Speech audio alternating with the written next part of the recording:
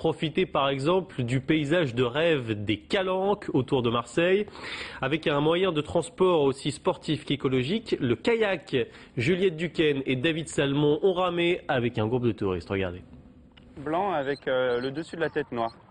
Donc c'est une sterne.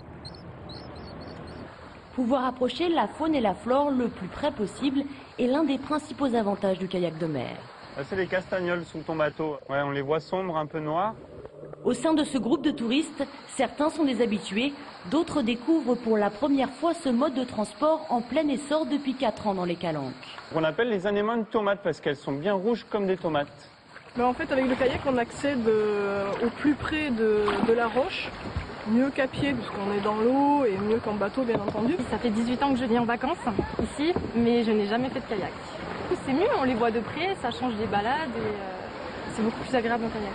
Mais pour les débutants, en pleine mer, il vaut mieux être encadré.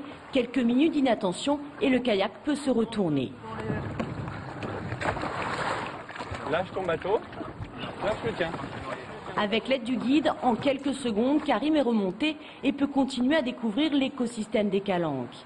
Il abrite des espèces marines rares et menacées. Ça s'appelle le lithophyllum. Alors c'est une algue qui est endémique, on dit. Endémique, c'est qu'elle est spécifique à cette région. C'est une formation unique. Donc déjà, chaque calanque est un ancien canyon qui a été creusé par le lit d'un ruisseau, d'un canyon.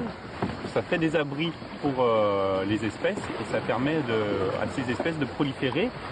Le kayak permet de préserver cette biodiversité.